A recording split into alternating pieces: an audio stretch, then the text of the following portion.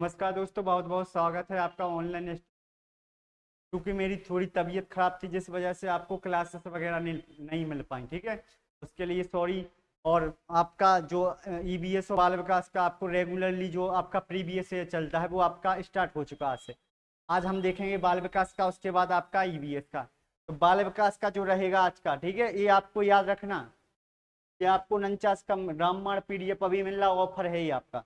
800 question मिलेंगे इसमें जी। आपको टेस्ट वगैरह मिलेंगे 99 रुपये में।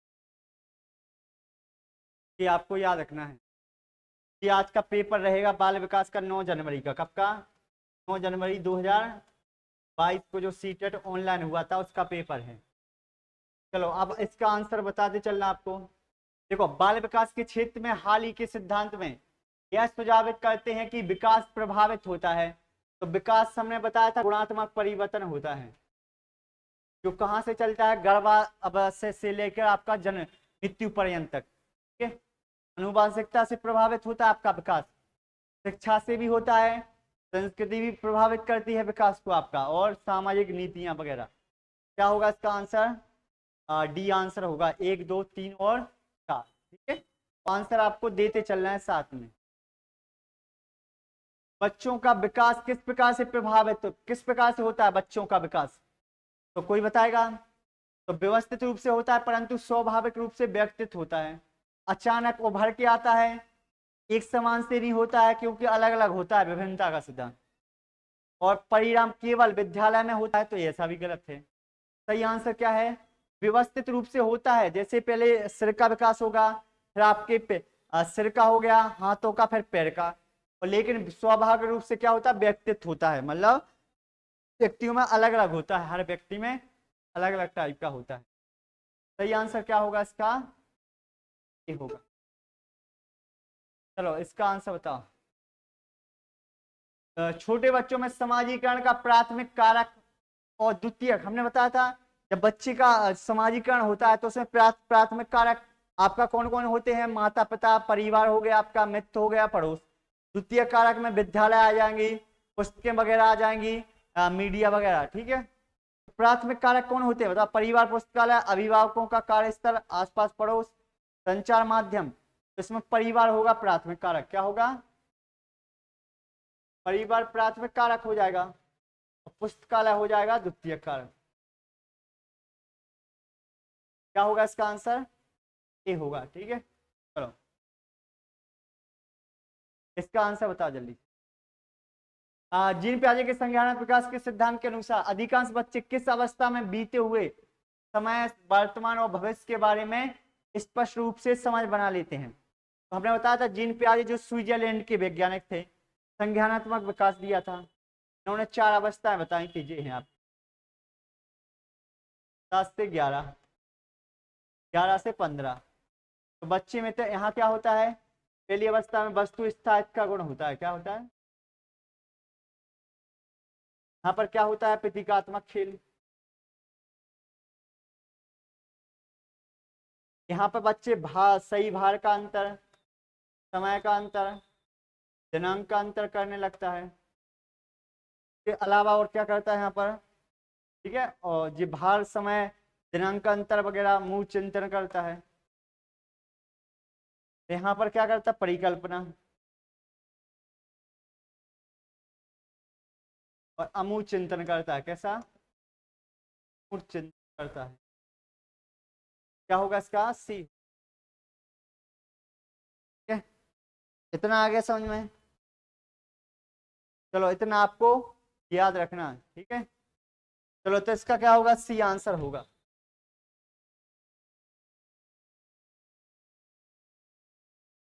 कृपया के सिद्धांत के अनुसार चिंतन की बुनियादी निर्मिताओं को किस रूप में जाना जाता है? मतलब जीन पियाजे के अकॉर्डिंग क्या होता है? जो ऐसी क्रिया जो हमारे मस्तिष्क से जुड़ी रहती हैं, क्या होता है बताओ? सहज क्रिया होती हैं, स्क्रीमा होता है, संकेत होता है, अवधारणा है। क्या होगा इसका आंसर? ऐसी क्रिया होती हैं आपके स्कीमा। क्या होती हैं? इन क्रियाओं को बोलते हैं स्कीमा, हमारे मस्तिष्क से जुड़ी रहती हैं। इसका सही आंसर होगा बी, ठीक है। चलो नेक्स्ट बताएं। लेव वाइगोत्स्की हमने बताया था ये कहाँ के थे? रसियन वैज्ञानिक थे। कहाँ के थे? रसियन, रूस के। उन्होंने सामाजिक सांस्कृतिक अधिगम का सिद्धांत दिया है। ठीक है, इसको बोलते हैं पाड़, मचान, अच्छा, इसी को बोलते हैं क्या? इसी को बोलते हैं ZPD, zone of proximal development. इसमें क्या होता है? अस्थायी मदद दी जाती है टीचर द्वारा, अनुसार विकास को आकार देता है। तो ये क्या है? संज्ञानात्मक विकास को संस्कृति आकार देता है। कौन देता है? आपका जो बच्चे का संज्ञानात्मक या ज्ञानात्मक विकास होता है वो क्या होता है? उसकी संस्कृति के अकॉर्डिंग होता है। जबकि जीन पियाजे ने क्या बोला था? अवस्था के अकॉर्डिंग। तो क्या होगा इसका आंसर? चलो इतना आ गया समझ में। चलो इसके बाद देखो नेक्स्ट, लेव वाइगोत्स्की ने संज्ञानात्मक विकास की प्रक्रिया में किसकी भूमिका पर बल दिया? तो बताओ, लेव वाइगोत्स्की ने संज्ञानात्मक विकास पर किस पर जोर दिया सबसे ज्यादा? भाषा, संज्ञानात्मक द्वंद्व, सहज क्रिया, स्कीमा। तो बताओ किस पर होगा? तो ये होगा आपका भाषा पर। ठीक है, याद रखना, भाषा पर सबसे ज्यादा इन्होंने बल दिया है। जो बच्चे की जैसी भाषा होगी वैसी उसका संज्ञानात्मक विकास होगा। क्या हो जाएगा इसका आंसर? चलो इसका आंसर बताओ। नैतिक विकास के सिद्धांत लॉरेंस कोहलबर्ग के साथ साथ और किसके द्वारा? मतलब नैतिक विकास क्या होता है, क्या अच्छा होता है, क्या खराब है, क्या अच्छा है क्या खराब है, उसके बारे में। तो बताओ सिद्धांत लॉरेंस, एक तो उन्होंने दिया है लॉरेंस कोहलबर्ग ने नैतिक विकास का सिद्धांत, जो कि आपके अमेरिका के थे। इसके अलावा किसने दिया है? तो लेव वाइगोत्स्की ने क्या दिया है? जेडपीडी सिद्धांत दिया है, या सांस्कृतिक सामाजिक सिद्धांत।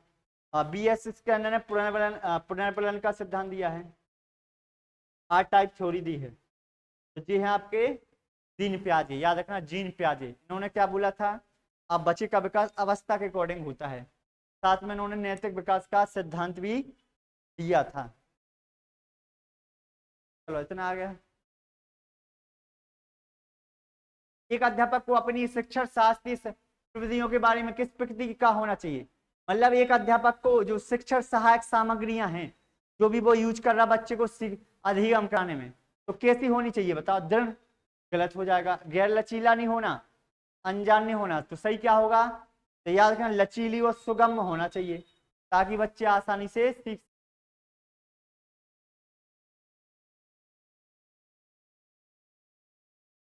चलो इसके बाद बताओ, IQ लेवल जो होता है ना, बुद्धि लब्धि, तो कुछ जो मनोवैज्ञानिक है वो इसकी आलोचना करते हैं।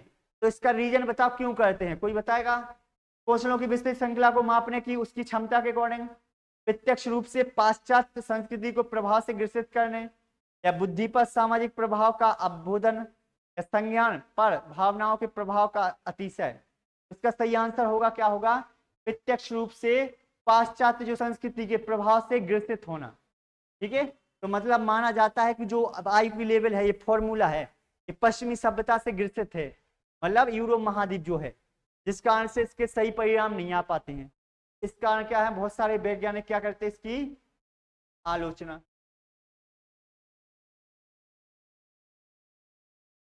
इसका बताएं जल्दी से, अभिकथन ए। इसका आंसर बताएं, अभिकथन ए और क्या होगा? देखो, जब कोई विद्यार्थी किसी, अभिकथन ये क्या है? जब कोई विद्यार्थी किसी दिए गए प्रश्न का हल ढूंढने की प्रक्रिया से जूझ रहा है, तो अध्यापक को उसे अपने विचार मौखिक तौर पर करने को प्रोत्साहित करना चाहिए। बिल्कुल सही है। अब कारण क्या है? अधिगम तब अधिक प्रभावशाली होता है जब अध्यापक विद्यार्थियों से कम अपेक्षा रखता है। तो ये गलत होगा। अधिगम अगर कम से कम अपेक्षा रखेगा तो अधिगम अच्छा कैसे होगा? ज्यादा अपेक्षा होगी। क्या होगा इसका? क्या आंसर? ए तो सही है, लेकिन आर क्या है इसमें? गलत है।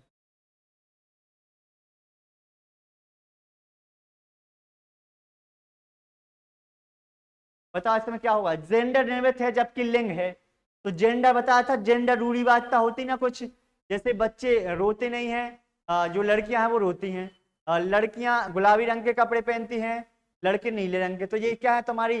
ये जेंडर क्या है? रूढ़िवादिता है, समाज एक नियम है, समाज द्वारा बनाई गई कुप्रथाएं हैं, तो ये निर्मित है। जबकि लिंग कैसा है? जैविक होता है। ठीक है, ये होगा आपका ये बायोलॉजिकल होता है, ये आपका सामाजिक।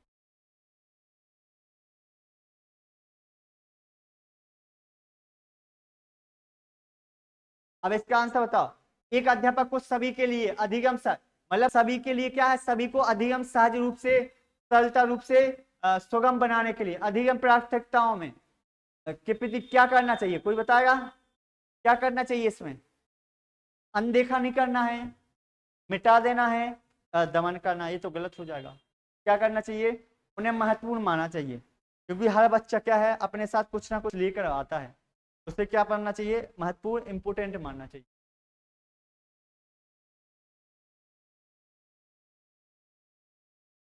आकलन मतलब होता है जो बच्चे का करते ना, हम बार बार क्वेश्चन पूछना होता है, आपका परीक्षा लेना, यूनिट वाइज टेस्ट लेना, तो इसका मुख्य उद्देश्य क्या होना चाहिए बताओ? विद्यार्थियों के अंकों की व्यापकता का पता लगाना नहीं होता, ये विद्यार्थियों के सीखने की प्रकृति के प्रति समझ बनाना हो सकता है। असफल और सफल विद्यार्थियों की पहचान करना, ग्रेड देना भी नहीं होगा। सही क्या होगा? विद्यार्थियों के सीखने की प्रकृति के प्रति समझ बनाना कि बच्चा कितना सीख रहा है, कहाँ पर उसमें गलती हो रही है। जब आप एनालिसिस करोगे, उसका आकलन करोगे, तभी पता चलेगा। क्या होगा इसका सही आंसर? ठीक है, क्या होगा? निम्नलिखित में से कौन सी गतिविधि विद्या समालोचनक मतलब बच्चे जहां स्वयं करके सीखते हैं को प्रोत्साहित कर सकती है? प्रश्नों का तुरंत उत्तर देने के लिए कहना, ये गलत हो जाएगा। विद्यार्थियों से बंद अंत वाले क्वेश्चन पूछना भी गलत है, क्योंकि बच्चा रट लेगा कि तुमने दिल्ली की, भारत की राजधानी नई दिल्ली है, बच्चे ने रट लिया, इससे उसका समालोचना चिंतन नहीं होगा। निरुत्साहित नहीं करना है। सही क्या होगा इसका? विद्यार्थियों को विचार विमर्श हेतु क्या देना? समय देना, तभी उनमें क्या होगा? समालोचना, तभी वो अलग अलग तरीके से सीखेंगे और समझेंगे। ये आपके टेस्ट वगैरह है, 30 टेस्ट है, आपको 99 रुपए में मिल रहे हैं, तो इसके बारे में आपको याद रखना। चलो इसका आंसर बताओ। सुविधा वंचित बच्चे क्या होते हैं? ऐसे बच्चे जो आर्थिक रूप से, सामाजिक रूप से, भाषाई रूप से पिछड़े हुए हैं। रखने वाले विद्यार्थियों के समावेशन में किसके द्वारा अवरोध उत्पन्न होगा? मतलब इनमें से कौन सा तरीका है जिससे उनमें क्या होगा? अवरोध होगा। बाल केंद्रित से नहीं होगा अवरोध, इससे रचनात्मक आकलन से नहीं होगा आपका, व्यक्तिगत विभिन्नताओं रखना भी नहीं होगा, ध्यान रखना। ये होगा रूढ़िबद्ध धारणा और स्थापित, मतलब तुमने रूढ़िबद्ध जो धारणा है, तुमने जो धारणा बना ली कि नहीं बच्चे तो ये पढ़ ही नहीं सकते हैं, ये तो मतलब जड़ बुद्धि है ही, तो वो क्या होगा? अवरोध होगा। इसका क्या होगा सही? ये आंसर क्या होगा?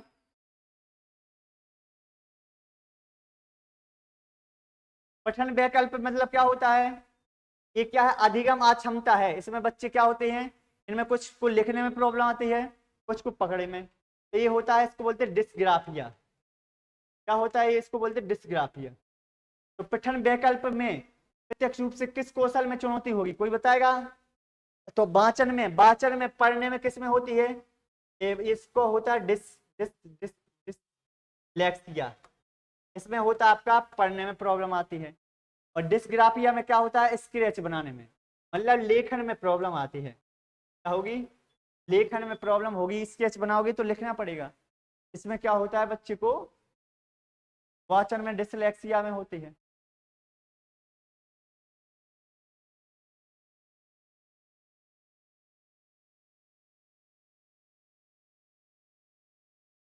चलो इतना हो गया। चलो इसके बाद बता नेक्स्ट आप लोग, इसका बताना आपको दृष्टि बाधित विद्यार्थियों को सहजता के साथ शामिल करने के लिए अध्यापक को क्या करना चाहिए, कोई बताएगा?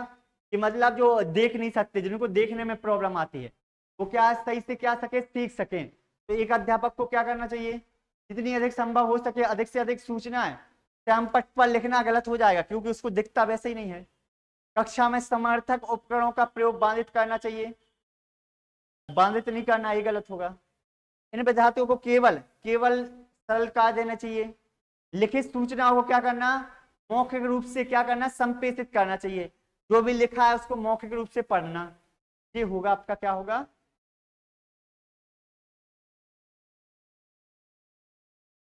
चलो इसका बता। सौलीनता क्या होता है? इनको बोलते हैं ऑटिज्म, मतलब ऐसे बच्चे जो स्वयं में लीन होते हैं, से जूझते विद्यार्थियों की प्रतिनिधित्व पहचान विशेषता क्या है बताओ। मतलब ऐसे कैसे पहचानोगे कि जो बच्चा है जो सौलीनता से ग्रसित है, उच्च रूप से विकसित सामाजिक कौशल होगा, आवेगशील होगा। ये तो होता है आपका ADHD, ADHD,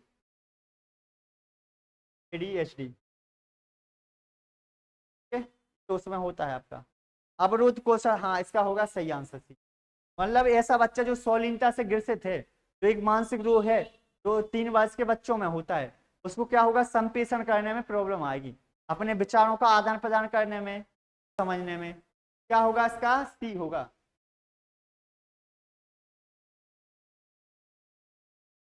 बच्चों में प्रतिभाशीलता किस प्रकार से परिलक्षित होती है, कोई बताएगा। मतलब ऐसे बच्चों में प्रतिभाशीलता कैसे होगी। बुद्धि का निम्न स्तर, ऐसे बच्चे जिनका IQ लेवल कितना हो 140 प्लस, वो होते प्रतिभाशील। तो कैसे होगी बता। निम्न स्तर नहीं होगा, आसानी से छोड़ देना, अक्षमता, ये गलत हो जाएगा। क्या होगा सही आंसर, बोधगम्यता। मतलब वो उनको सीखने का क्या होना चाहिए, उनके अंदर उच्च स्तर होना चाहिए। क्या आएगा उनमें, प्रतिभाशीलता आएगा। तो क्या होगा इसका,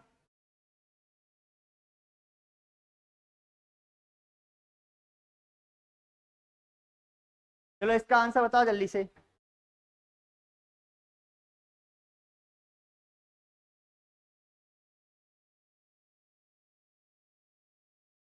जल्दी बताओ इसका आंसर क्या होगा।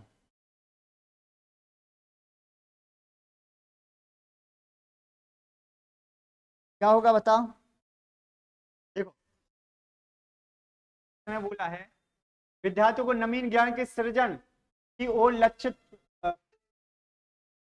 विद्यार्थियों को नवीन ज्ञान के सृजन की ओर लक्षित पाठ चर्चा पर बिल्कुल ऐसा पाठ चर्चा होनी चाहिए जिससे बच्चों में नवीन ज्ञान का सृजन हो सके। कारण क्या है, बच्चों में अध्यापक के सहयोग से नवीन ज्ञान के सृजन और उसकी व्याख्या करने की क्षमता, हाँ, बच्चों में क्या होती है, खुद से नए ज्ञान को सीखने की क्या होती है, क्षमता होती है। क्या होगा इसका आंसर, ए और आर दोनों सही हैं या आर ए की सही व्याख्या। तो क्या होगा इसका सही आंसर, ए होगा। ए और आर दोनों सही हैं और आर ए की क्या करता है, सही व्याख्या भी करता है। थोड़ी तबीयत खराब है जिस वजह से आपको प्रॉब्लम आ रही है। चलो, विद्यालयों को किस पर बल देना चाहिए, तो विद्यालय है बताओ किस पर बल देना चाहिए। पाठ पुस्तक से सीखने पर, गलत हो जाएगा। क्यों का त्यों कह देना, रट लेना, गलत होगा। संदर्भ रहित जिसका कोई मतलब नहीं है उसके अधिगम करके। क्या होगा सही आंसर, बता जल्दी से क्या होगा। तो वो क्या चलना चाहिए, रचनात्मक अधिगम। मतलब बच्चे को अब सारी चिंता में, बच्चे को नई नई चीजों को उससे सीखना चाहिए। क्या जाएगा, डी।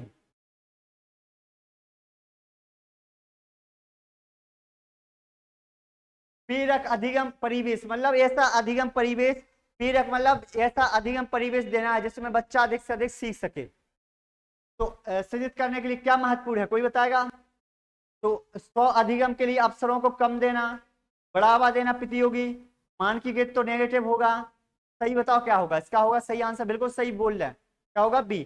तो प्रेरक अधिगम कब सफल होगा, जब बच्चे 100 आकलन हेतु अवसर दिए जाए। बच्चे क्या है, स्वयं से सीखने के अवसर दोगे अगर, तो इसमें क्या होगा, प्रेरक अधिगम होगा। मतलब बाल केंद्रित अधिगम। इसका आंसर बताओ जल्दी से, बताओ इसका आंसर कौन बताएगा।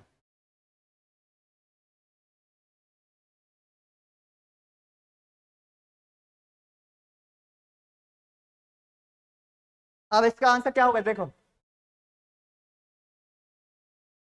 अध्यापक को चाहिए कि, अभी कथन ये क्या है, अध्यापक को चाहिए कि वह विद्यार्थियों को योग्यता का सतत संबंधी परिप्रेक्ष्य विकसित करने, सतत संबंधी नहीं, जैसा है वैसा तुम रटने पर जोर नहीं देना है। तो तुम्हें उनको कॉन्सेप्ट को रटाना नहीं है, ये गलत होगा। योग्यता का सतत संबंधी परिप्रेक्ष्य विद्यार्थियों को अधिक से अधिक प्रभाव अभिप्रेरित करता है, ऐसा नहीं होगा, ये रटने पर है बल दे। क्या होगा, ई ओ आर दोनों गलत होंगे, दोनों गलत हैं। क्या है, ई ओ आर दोनों गलत होंगे।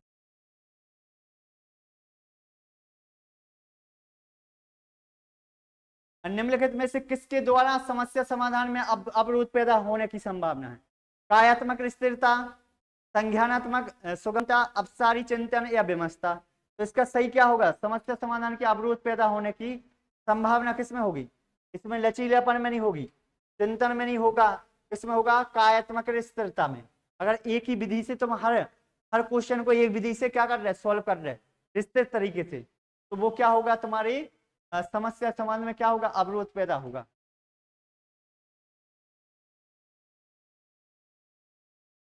चलो इसका आंसर बताओ, इसका आंसर बताओ जल्दी से, क्या होगा इसका आंसर बताओ। देखो उसमें क्या बोला गया है, अध्यापक को चाहिए कि वे विद्यार्थियों की भ्रांति, बिल्कुल सही है। तुम्हें पता होगा बच्चे कुछ भ्रांतियां बना लेते हैं किसी संबंध में, किसी व्यक्ति के बारे में, तो वो क्यों बनी है, पहचान करें उनकी अनदेखी करने की बजाय, बिल्कुल तुम्हें उस पर चर्चा करना है कि आखिर ऐसा क्यों बच्चे करते हैं। ठीक है। दूसरा है, ये भ्रांतियां वैकल्पिक अवधारणाओं के रूप में है जो अक्सर विद्यार्थियों अपने परिवेश के साथ अंतःक्रिया करके सीखते हैं, ये भी सही होगा।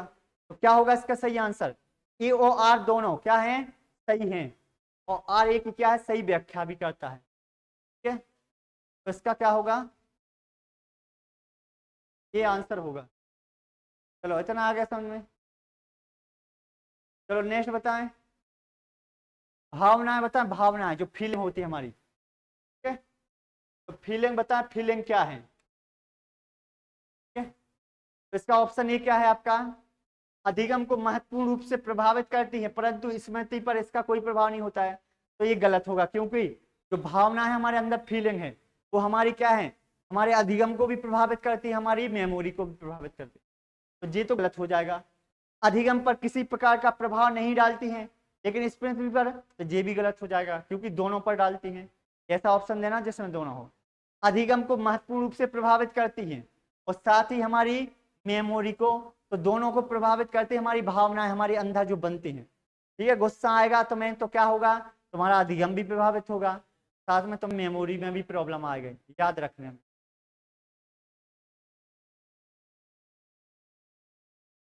विद्यार्थी सीखने के प्रति अभिप्रेरित होते हैं, अधिकार कैसा हो, अप्रासंगिक हो।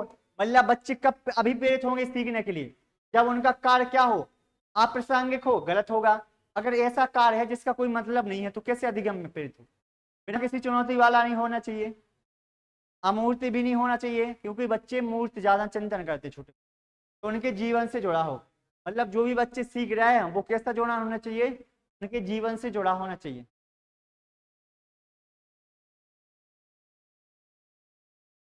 चलो इतना आ गया समझ में। चलो दो क्वेश्चन और बच्चे, इसके बाद अपन अपनी क्लास सॉल्व करेंगे। चलो इसका आंसर बताएं, विद्यार्थियों के अधिगम को सहज सुगम बनाने के लिए अध्यापक को क्या करना चाहिए, बताओ।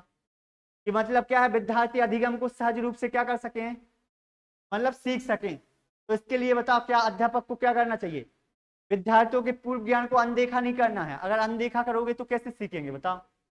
वाक्य विन्यास और संरचना स्पष्ट नहीं करनी चाहिए, तो ये भी गलत होगा। अगर तुम कॉन्सेप्ट उनको समझाओगे नहीं तो बताओ कैसे वो सीखेंगे। अधिगम के अति सामान्यकरण और निस्तारण को कम करना भी गलत हो जाएगा आपका। तो क्या होगा, तो इसका है आपको क्या होगा, इसका डी आंसर होगा।